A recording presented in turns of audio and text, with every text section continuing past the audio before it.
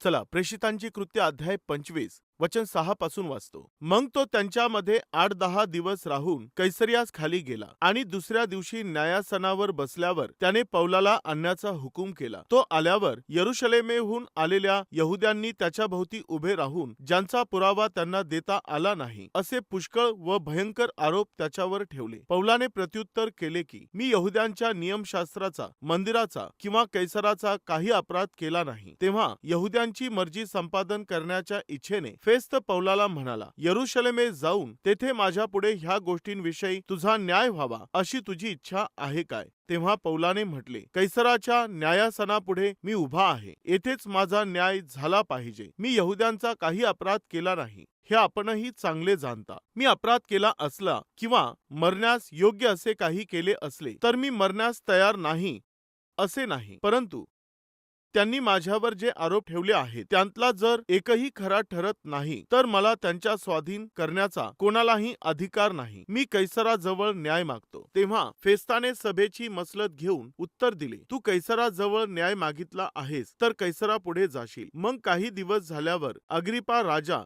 व बर्निका ही दोघे कैसरियास येऊन फेस्ताला भेटली. तेथे ती पुष्कळ दिवस राहिली. तेव्हा फेस्ताने राजापुढे पौलाचे प्रकरण काढून म्हटले, फेलिक्साने बंदीत ठेवलेला एक माणूस येथे आहे. मी यरुशलेमेस गेलो होतो तेव्हा त्याच्यावर यहुद्यांच्या मुख्य याजकांनी व वडिलांनी फिर्याद करून त्याच्या विरुद्ध ठराव व्हावा म्हणून विनंती केली. त्यांना मी उत्तर दिले की आरोपी व वादी हे समोरासमोर येऊन आरोपाविषयी प्रत्युत्तर देण्याची आरोपीला संधी मिळण्यापूर्वी कोणालाही शिक्षेकरता सोपून देण्याची रोमी लोकांची रीत नाही.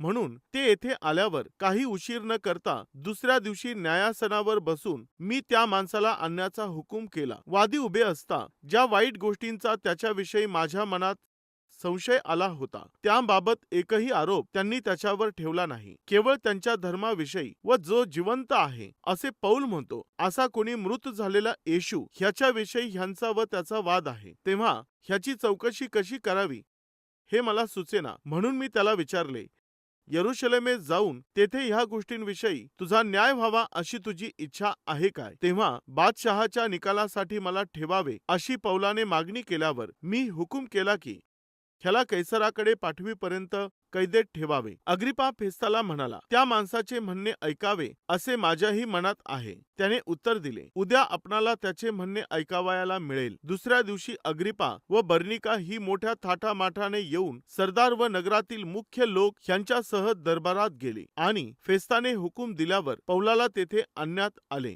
तेव्हा फेस्त म्हणाला, अग्रिपा राजे व आमच्या बरोबर उपस्थित असलेले सर्व जन हो, ह्या माणसाला तुम्ही पाहताना ह्याला यापुढे जिवंत ठेवू नये असे ओरडत यहुद्यांच्या सर्व समुदायाने यरुशलेमेस व येथेही मला अर्ज केला, परंतु त्याने मरणदंडास योग्य असे काही केले नाही असे मला कळून आले आणि त्याने स्वतः बादशहाजवळ न्याय मागितला म्हणून त्याला पाठवण्याचे मी ठरविले. ह्याविषयी मी आपल्या स्वामीला निश्चित असे लिहिण्यासारखे काही नाही. तुमच्या पुढे व विशेष करून अग्रिपा राजे आपणा पुढे ह्याला आणले आहे अशा हेतूने की चौकशी झाली म्हणजे मला काहीतरी लिहिण्यास सापडेल. कारण बंदिवासात पाठवताना त्याच्यावरील दोषारोप न कळविणे मला ठीक दिसत नाही. प्रियांनो, पौल जेव्हा यरुशलेम येथे गेला तेव्हा त्याने जाता जाता यरुशलेम मधील मंडळीसाठी काही मदत घेऊन गेला होता. त्याने ज्या मंडळांची स्थापना केलेली होती त्यांच्यापासून काही विशेष अशा वर्गण्या त्याने जमा केल्या होत्या आणि यरुशलेममध्ये राहणाऱ्या आत्मिक व्यक्तींना त्या वर्गण्या द्याव्यात या चांगल्या विचाराने त्याने यरुशलेममध्ये येऊन जो नवस केला होता तो पूर्ण करण्याचा प्रयत्न त्याने केला. तेव्हा पौलाने कोणतीही चूक केलेली नव्हती, परंतु त्याच्यावरती खोटे आरोप ठेवून त्यांनी पौलाला बळजबरीने खेचून घेऊन महासभेमध्ये घेऊन गेले. पौल चांगलं करण्याच्याच उद्देशाने गेला होता, परंतु पौलाच्या आयुष्यामध्ये आता वाईट घडत चाललेलं होतं. अशा प्रकारे प्रेषित पौलाला बांधून टाकण्यात येईल, त्याचा छळ करण्यात येईल याविषयी पवित्र आत्म्याने पौलाला वेळच्या वेळेलाच अगोदरच सांगून ठेवलेलं होतं. ही गोष्ट आपल्याला ठाऊक आहे. आता पौलाला विनाकारणच तुरुंगामध्ये टाकण्यात आलं. जेव्हा पौलाला यरुशलेम येथे तुरुंगात टाकलं तेव्हा बरेचसे लोक पौलाच्या विरुद्ध ते एकत्रित जमले आणि पौलाला मारून टाकायचं या उद्देशाने जेव्हा ते लोक तेथे एकत्रित जमलेले होते तेव्हा त्या ठिकाणी असणाऱ्या एका सैन्याच्या अधिकाऱ्याने पौल जो होता त्याच्याविषयीचं सत्य समजून घेऊन जर पौल यरुशलेममध्ये राहिला तर त्याच्यासाठी धोका आहे असं जाणून घेऊन त्याने तेथून पौलाला फेस्त नावाचा अधिकारी जो त्या वेळेला शासन करत होता त्याच्याकडे त्याला पाठवून दिलं. आता फेस्त नावाचा हा एक व्यक्ती तो त्या प्रांतावर होता. त्या व्यक्तीकडे आल्यानंतर अगोदर त्याला फेलिक्सकडे पाठवण्यात आलेलं होतं.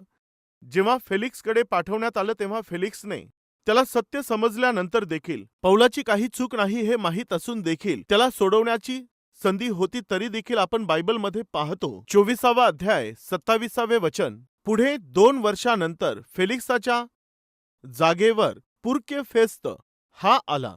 तेव्हा यहुद्यांची मर्जी संपादन करण्याच्या इच्छेने फेलिक्स पौलाला कैदेतच ठेवून गेला. फेलिक्स नावाच्या या अधिकाऱ्याने पौलाविषयी त्याच्यावर ठेवलेले सर्व दोषारोप त्याने ऐकल्यानंतर पौलाचा काही अपराध नाही हे समजल्यावर देखील त्याने पौलाला सोडून देण्याऐवजी त्याला सोडून न देता पौलाला तेथेच 2 वर्ष कैदेत ठेवून गेला. त्याने असं का केलं सांगायचं तर कारण लोकांना खुश करायचं होतं. म्हणजे या भूतलावरती 2 प्रकारचे लोक येथे राहतात. एक माणसांना खुश करणारे असतात आणि दुसरे आहेत जे देवाला खुश करणारे आहेत. जे लोकांना खुश करणारे आहेत ते देवाला खुश करू शकत नाहीत आणि जे देवाला खुश करणारे आहेत ते लोकांना कधीही खुश करणार नाही. आज हे वचन ऐकणाऱ्या भाऊ आणि बहिणींनो, तुम्हापैकी देखील या 2 प्रकारच्या गटांपैकी कोणीतरी एक असाल. बायबल आपल्याला सांगतं जगाशी मैत्री हे देवाबरोबर वैर आहे. तुम्ही जर जगावरती किंवा जगातील गोष्टींवरती तुम्ही प्रेम करत असाल, त्याची आवड धरत असाल किंवा जगाच्या पद्धतीचं अवलंबन तुम्ही करणारे आहात, जगाप्रमाणे जीवन जगून जगातील लोकांना आनंदी करायचं आहे, तुमचं बोलणं त्यांच्याशी मिसळलं पाहिजे, ते सांगतात त्याप्रमाणे त्यांच्या इच्छेप्रमाणे तुम्हाला जीवन जगू वाटत असेल, या आशेने जर तुम्ही जगत आहात तर देवाला प्रसन्न करणं हे शक्य होणार नाही. कारण की आम्हाला 2 धड्यांची सेवा करणं शक्य होत नसतं. तुम्ही जगाला खुश करू पाहत असाल तर देवाला खुश करू शकणार नाहीत. जगातील लोकांना तुम्ही आनंदी करत असाल तर देवाला आनंदी करू शकणार नाहीत. येथे काय घडत होतं, फेलिक्स जो एका अधिकारावरती होता त्याने परमेश्वराच्या गोष्टींकडे दुर्लक्ष करून देवाकडून त्याला निर्माण करण्यात आलेलं आहे या सत्याकडेही त्याने दुर्लक्ष केलं. फेलिक्स याने जेव्हा पौलाला बोलावलं त्याची इच्छा होती की पौल काय सांगतो ते ऐकावं. तेव्हा पौलाने त्याला सुवार्ता सांगितली. एक परमेश्वर आहे जो मनुष्य करत असलेलं प्रत्येक पाप पाहत आहे. योग्य वेळ आल्यानंतर प्रत्येक व्यक्तीचा तो परमेश्वर हिशोब घेणार आहे, तो त्यांचा न्याय करणार आहे. यामुळे मनुष्याने जोपर्यंत जिवंत आहे तोपर्यंत देवाच्या आशेप्रमाणे जीवन जगावं, देवाच्या आत्म्याप्रमाणे त्याने चाललं पाहिजे. अशा प्रकारे पौलाने स्पष्टपणे फेलिक्स आणि त्याची पत्नी तेथे बसलेले असताना ही सुवार्ता त्याने त्यांना सांगितली. म्हणजे फेलिक्सला परमेश्वराविषयी सांगण्यात आलेलं होतं. उच्च अधिकारावर बसलेल्या त्या व्यक्तीला सुवार्ता सांगण्यात आली. प्रिय भाऊ आणि बहिणींनो, लक्ष देऊन ऐका. जो संदेश तुम्ही ऐकत आहात, जे वचन तुम्ही ऐकत आहात, देव ते संदेश तुम्हाला यासाठी देत आहे की तुम्ही कृतीमध्ये ते आणावेत आणि त्या संदेशांच्या आणि सत्याच्या अधीन तुम्ही व्हावे. वचनाप्रमाणे तुम्ही जीवन जगावं याच उद्देशाने परमेश्वर हा तुमच्याशी बोलत आहे. त्या काळी फेलिक्सला चांगली संधी मिळाली होती. त्याचं तारण होऊ शकत होतं. योग्य वेळ त्याच्या जीवनामध्ये आलेली होती. परंतु फेलिक्साने वास्तविकता जाणून घेण्याच्या ऐवजी, सत्याचा स्वीकार करण्याच्या ऐवजी तो भयभीत झाला. बस एवढं पुरेसं आहे, नंतर मी ऐकेल असं म्हणून त्याने आत्मिक गोष्टींविषयी त्याने दुर्लक्ष केलं आणि शेवटी त्याने प्रेषित पौलाला कैदेतच ठेवून तो निघून गेला. यामागचं कारण असं होतं की मला माणसांना खुश करायचं आहे. मनुष्यांना खुश करू पाहणारा व्यक्ती साहजिकपणे आत्मिकतेविषयी विचार करत नसतो. कारण आत्मा हा सार्वकालिक असा आत्मा आहे. सार्वकालिक देवाने देव केलेला तो आत्मा आहे. जेव्हा तुम्ही तुमच्या आत्म्याविषयी विचार करता तेव्हा सार्वकालिक जीवनाचा विचार तुम्ही करता. एक व्यक्ती सार्वकालिक जीवनाचा विचार करतो तेव्हा तो सार्वकालिक देवाबद्दलही विचार करतो. जो देवाविषयी विचार करत नाही तो साहजिकपणे सार्वकालिक जीवनाबद्दलही विचार ठेवत नाही. आणि जो सार्वकालिक जीवनाचा विचार न करता जगतो तो साधारणपणे जगिक आणि दैहिक असं आयुष्य जगतो. तो पापाच्या अधीन होतो, त्याच्या समोर झुकतो, त्यामध्ये तो जगत असतो. फेलिक्सही असाच मनुष्य होता. फेलिक्स याच्यानंतर त्याच्या जागेवरती फेस्त आला. तो देखील असाच होता. वरून तो चांगला व्यक्ती दिसत होता, परंतु आतून मात्र माणसांना खुश करणारा असाच तो होता. तो सारखाच होता. पौलाबरोबर फेलिक्सने जसं वर्तन केलं त्याचप्रमाणे फेस्त याने देखील त्याच्याशी वागला. माणसांना खुश केलं पाहिजे केवळ एकमेव असे विचार त्या अधिकारावर असणाऱ्या फेस्त आणि फेलिक्समध्ये दिसून आले. तुम्ही अधिकारी असाल, कर्मचारी असाल किंवा तुम्ही एखादे व्यावसायिक असाल किंवा शिक्षण घेणारे विद्यार्थी असाल, काम करणारे असाल, शेती करणारे असाल, तुम्ही कुठेही राहत असाल, काहीही करत असाल, तुम्ही देवाला प्रसन्न कराल असं काम करत चला. श्रम करा. देव आपल्याला पाहत आहे हे लक्ष ठेवून तुम्ही काम करा. तेव्हा निश्चित तुम्हाला प्रतिफळ दिसून येईल. प्रियांनो, एका जागेमध्ये एक व्यक्ती तो तेथे काही मूर्त्या तयार करत असायचा. तो अशी मूर्ती तयार करत होता, यामुळे एका व्यक्तीने त्याला एक मूर्ती तयार करण्यास सांगितली. ती पूजा करण्याची कोणती दैवताची मूर्ती नव्हती, तर एक सर्वसाधारण मूर्ती तयार करण्यास त्याला सांगितलं. पण वेळेवरती याने मूर्ती तयार केली नाही. तेव्हा ज्याने तयार करण्यास सांगितली तो व्यक्ती तेथे गेला व मूर्ती तयार करणाऱ्या व्यक्तीला त्याने विचारलं, तू वेळेवर मूर्ती तयार का केली नाही? तू एवढ्या तारखेपर्यंत मूर्ती तयार करून देशील असं बोलला होतास, उशीर का लागलेला आहे? तेव्हा त्या माणसाने या व्यक्तीला जेथे मूर्ती तयार करण्यात येत होती तेथे त्याला घेऊन गेला. जेव्हा हा तेथे गेला तेव्हा मूर्ती तयार करणारा ह्या व्यक्तीचं त्या मूर्तीच्या पाठीमागील बाजूने एक सुंदर असं रूप तयार करून त्या मूर्तीला पूर्णपणे सुंदर तो बनवत होता. तेव्हा ऑर्डर देणारा हा व्यक्ती त्याला म्हणाला, अहो, आत्ता मला समजलं की उशीर का लागत आहे. तुम्हाला काय समजलं आहे? जेव्हा कोणीही मूर्ती पाहिल तेव्हा समोरील भागाकडेच पाहणार, मागे तर कोणी पाहत नाही ना. मला तर असं वाटलं होतं की समोरील मूर्तीचा जो भाग आहे तोच तू तयार करशील आणि मागचा भाग तू प्लेनच ठेवून देशील. पण तू मागच्या भागालाही सुंदर रूप दिलेलं आहेस. तू असं का करत आहेस? मी तर केवळ समोरूनच पाहणार. माझ्या घरातील सर्व लोक समोरचं पाहणार. या शिल्पाचा केवळ समोरील भाग लोक पाहतील, पाठीमागचा भाग कुणीही पाहणार नाही. मग तू विनाकारण वेळ वाया घालवत आहे. तू का विनाकारण मागे सुंदर बनवत आहे? तेव्हा मूर्ती तयार करणारा तो व्यक्ती म्हणाला, तुम्ही केवळ समोरचा भाग पाहून खुश व्हाल, परंतु माझा देव समोरचं काम देखील पाहिल व पाठीमागचं देखील पाहणार. मी कशा प्रकारे काम करत आहे हे पाहणारा माझा देव आहे. मी जेही शिल्प किंवा मूर्ती तयार करतो ते माणसांसाठी म्हणून मी करत नाही, तर परमेश्वर माझ्याकडे पाहत आहे हेच लक्ष ठेवून मी माझं काम करतो. मी केवळ तुमच्यासाठी हे शिल्प तयार करत नाही. तुम्ही ऑर्डर दिली खरं आहे, पण हे काम करत असताना देवही माझ्याकडे पाहत आहे हे लक्ष ठेवत आहे, यामुळे मी पाठीमागचा भाग देखील सुंदर बनवत आहे. असं लक्ष जर प्रत्येकाच्या जीवनामध्ये असेल तर किती बरं राहील. प्रियांनो, एक बहीण घर काम करत असायची. एके दिवशी चार्ल्स स्पर्जन हे त्यांनी लंडनमध्ये चांगल्या मंडळीची स्थापना करून, जेव्हा ते त्या मंडळीचे पास्टर होते, त्या पास्टरांकडे घरकाम करणारी ही महिला जाऊन बोलली, पास्टर साहेब, माझं परिवर्तन झालेलं आहे. कृपा करून तुम्ही मला बाप्तिस्मा द्या. असं म्हटल्यावर चार्ल्स स्पर्जन म्हणाले, ठीक आहे, तुमचं परिवर्तन झालं ना, मी तुम्हाला बाप्तिस्मा देईल, थोडासा धीर धरा. पुन्हा दुसऱ्या दिवशी ती आली, मला बाप्तिस्मा देता ना? कृपया मला बाप्तिस्मा द्या. मी देतो ताई, थोडा मी बिझी आहे. तू थोडी वाट पहा. पुन्हा पुढच्या आठवडी येऊन ती म्हणाली, तुम्ही मला बाप्तिस्मा देणार होते ना? कृपा करून तुम्ही मला बाप्तिस्मा द्या. ती पुन्हा पुन्हा विचारत आहे असा विचार करून स्पर्जन असे म्हणाले, ताई, तुम्ही काय काम करता? मी लोकांच्या घरांमध्ये काम करते. ठीक आहे, तुम्ही बाप्तिस्मा द्या असं म्हणत आहात. तुम्ही पश्चाताप केला आहे का? हो, मी पश्चाताप केलेला आहे. म्हणजे आपलं जुनं घाणेरडं जीवन सोडून एका नवीन व्यक्तीप्रमाणे तुम्ही जगत आहात का? हो पास्टर साहेब. ठीक आहे, तुझं परिवर्तन झालं हे दाखवून देण्यासाठी एखादं उदाहरण तू सांग. तू घरकाम करतेस असं सांगत आहे, तुझं परिवर्तन झालं म्हणते. परिवर्तन होण्यापूर्वी तुझं जीवन कसं होतं व परिवर्तन झाल्यावर तू कशी जगत आहे याविषयी साक्ष दे. प्रियांनो, घरकाम करणाऱ्या त्या स्त्रीने पश्चाताप केलेला होता. आता तुझं परिवर्तन झाल्यानंतर तू कसं काम करत आहे याचं तू मला एक उदाहरण सांग. असं म्हटल्यावर ती काम करणारी म्हणाली, पास्टर साहेब, जेव्हा मी यापूर्वी घर काम करत असायचे तेव्हा मी पलंगाखालचे झाडून घेत नव्हते. ती काय म्हणत होती? पलंगाखाली किंवा सोफ्याखालचं मी झाडून घेत नसायचे. मी केवळ वरवरतीच साफसफाई करत असायचे. परंतु आता मी काय करते की जेव्हापासून माझं परिवर्तन झालं, मी पलंगाखालून देखील साफसफाई करत आहे. सोफ्याखाली देखील मी सफाई करत आहे. कार्पेट असेल तर ते मी उचलून घेऊन पूर्णपणे स्वच्छ करत असते. माझ्या जीवनात परिवर्तन आल्यानंतर माझ्या स्वच्छतेच्या कामातही काय झालेलं आहे? परिवर्तन झालेलं आहे. हे ऐकल्यानंतर चार्ल्स स्पर्जन म्हणाले, आज सायंकाळीच मी तुला बाप्तिस्मा देणार आहे. का बरं? तुझं परिवर्तन हे कृतीमध्ये दिसत आहे. बायबल आम्हाला सांगतं, कृतीविना असणारा विश्वास हा निर्जीव आहे. तुम्ही केवळ मी विश्वास ठेवत आहे, मला बाप्तिस्मा घ्यायचा आहे, एवढंच गरजेचं नाही तर परिवर्तनही गरजेचं आहे.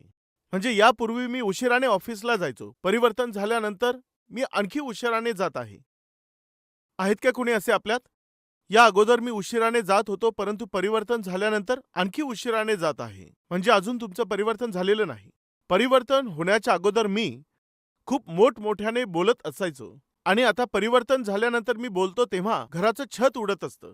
म्हणजे तुमचं तारण झालं नाही. परिवर्तन होण्या अगोदर केवळ 4 वेळा मी खोटं बोलत होतो, परंतु आता मी चर्चमध्ये येत आहे यामुळे, प्रार्थनेला येत आहे यामुळे. कोठून आला असं कोणी विचारलं तर यांना सांगितलं तर त्यांना समजेल ते काय विचार करतील असा विचार करून मला आणखी लबाडी करावी लागते. कोणती आहे ती आणखी लबाडी? चर्चवरून आले का कोणी विचारलं तर नाही, दुसरीकडून आलो असं खोटं बोलत. मग परिवर्तन झाल्यानंतर तुमच्यात खरंच बदल झाला का? तुमच्या बोलण्यामध्ये बदल झालेला आहे का? तुमच्या वर्तणुकीमध्ये बदल आलेला आहे का? तुमच्या वागण्यामध्ये बदल झालेला आहे का? तुमच्या कामामध्ये बदल झालेला आहे का? इतरांचा सन्मान करण्याच्या बाबतीत बदल झालेला आहे का? विनाकारण कोणाचाही तुम्ही अपमान करत होते, अरेरावी करून तुम्ही बोलत होते, पण ऑफिसमध्ये आज तुम्ही मर्यादेने बोलत आहात. तुम्ही आओजाओ घालून बोलत आहात. या अगोदर मोठ्या लोकांना देखील नाव घेऊन बोलत होते, अरेरावी करून बोलत होते, पण आता मी मोठ्यांचा आदर ठेवून बोलत असतो. माझ्या मर्यादेंमध्ये बदल झालेला आहे. माझ्या वर्तणुकीमध्ये बदल आलेला आहे. मग हे सर्व तुम्ही का करत आहात? माझा देव जो माझ्याकडे पाहत आहे त्याला प्रसन्न करण्यासाठी मी हे करत आहे. मी विचारत आहे प्रिय भाऊ आणि बहिणींनो, तुमच्यात जर परिवर्तन झालेलं आहे तर ते परिवर्तन तुम्ही कृतीमध्ये दाखवाल. माझा देव माझ्याकडे पाहत आहे. माझ्या सहकाऱ्यांशी मी कसा बोलत आहे देव माझ्याकडे पाहत आहे. नोकरी करण्याच्या जागेत मी कसा काम करतो देव ते पाहत आहे. माझ्यावर विश्वास ठेवून कंपनीतील लोकांनी मला पैसे देऊन हे काम करून ये असं सांगितल्यावर राहिलेले पैसे कशा प्रकारे मी हिशोब देऊन त्यांना देत आहे ते माझा देव पाहत आहे. यापूर्वी कंपनीत कुणी माझ्याकडे पैसे दिले तर, एखादी वस्तू खरेदी करून आण असं कुणी सांगितलं तर राहिलेल्या पैशांमध्ये मी अफरातफर करत होतो. मी कधी हिशोब देत नव्हतो. हिशोब देण्यास सांगितला तर मी चुकीचा हिशोब देत होतो. पण आता माझं परिवर्तन झालेलं आहे. माझ्या देवाने मला बदललेलं आहे. आता मी प्रत्येक एका गोष्टीचा व एक एक रुपयाचा हिशोब मी देत आहे. आता माझ्यामध्ये परिवर्तन झालेलं आहे. किती लोक अशी साक्ष देऊ शकतात? हिशोबाच्या बाबतीमध्ये योग्य असा हिशोब देणारे, दिलेले काम व्यवस्थितरित्या पार पाडणारे, प्रामाणिकपणे काम करणारे असे किती लोक आहेत? जेव्हा तुम्ही प्रवास करत असता तुमच्या प्रवासात प्रामाणिकपणा असला पाहिजे. तुम्ही काम करता त्या कामामध्ये प्रामाणिकपणा दिसला पाहिजे. तुम्ही जेव्हा ऑफिसमध्ये जाता तुमच्या टाईममध्ये खरेपणा असला पाहिजे. इतर लोक सारखी सारखी लीव घेत असेल, परंतु तुमच्या लीव घेण्याच्या पद्धतीमध्ये आणि तुमच्या काम करण्याच्या प्रकारांमध्ये नेहमी प्रामाणिकपणा असला पाहिजे. एखादी मोठी अडचण आल्याशिवाय हा व्यक्ती लीव घेत नाही, विनाकारण सुट्टी घेत नाही. घ्यावं लागेल अशी वेळ आली तेव्हाच ही बहीण सुट्टी घेत असते. अशा प्रकारे प्रामाणिकपणे हे काम करतात. जेव्हा तुम्ही कल्वरी टेम्पलला येता, आम्ही जिवंत परमेश्वराची उपासना करतो, त्या देवावर आमचा विश्वास आहे. जेव्हा तुम्ही ही साक्ष देता तेव्हा तुम्ही त्यांच्यावर एक मोहर करता. कोणती? देवाचे लोक अतिशय मेहनतीने काम करणारे असतात. ख्रिस्तावर विश्वास ठेवणारे लोक वेळेवरती ऑफिसला येतात. ख्रिस्तावर विश्वास ठेवणारे इतरांच्या कामात अडखळण घालत नाही. ते त्यांचं काम करत असतात. ते कोणाशीही भांडण करत नाही. अतिशय सभ्यतेने बोलणारे आहेत.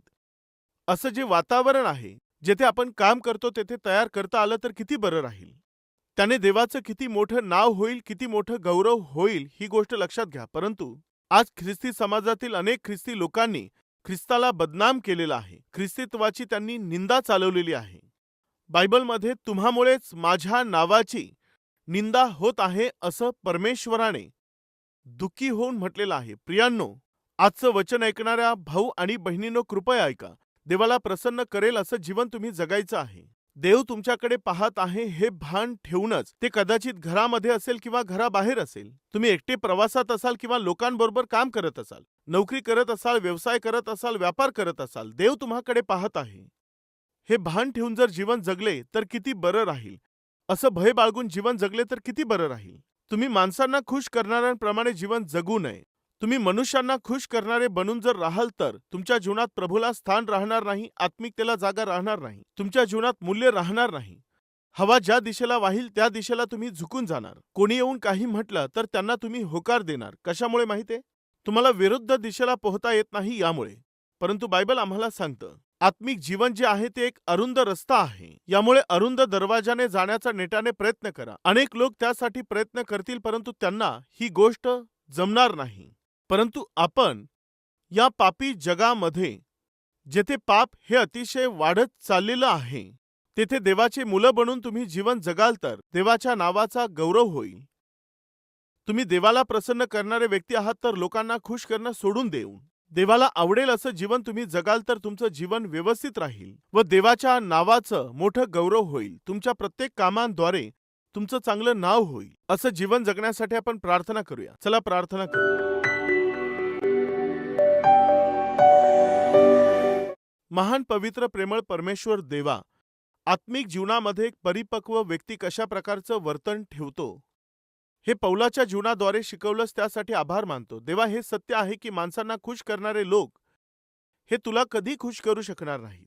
माणसांना खुश करणारा फेलिक्स आणि फेस्त यांनी न्यायाची त्यांनी पायामल्ली केली, परंतु तुलाच खुश करणारा पौल याने मात्र त्याच्या जीवनामध्ये उत्तर मिळत नव्हतं तरी देखील, निराशेमध्ये हताशपणात त्याला जावं लागलं तरी देखील तुझी सेवा करण्याच्या बाबतीमध्ये प्रेषित पौल हा कुठेही पाठीमागे हटला नाही. देवा, अशाच प्रकारची आत्मिकता तू आम्हातील सर्वांना दे.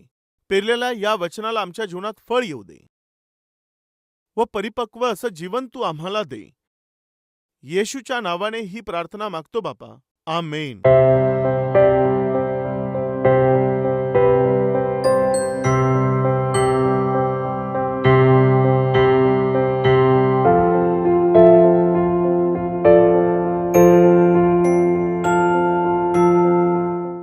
आमचा पत्ता Calvary, post box number 30, Kukatpally, Hyderabad 72.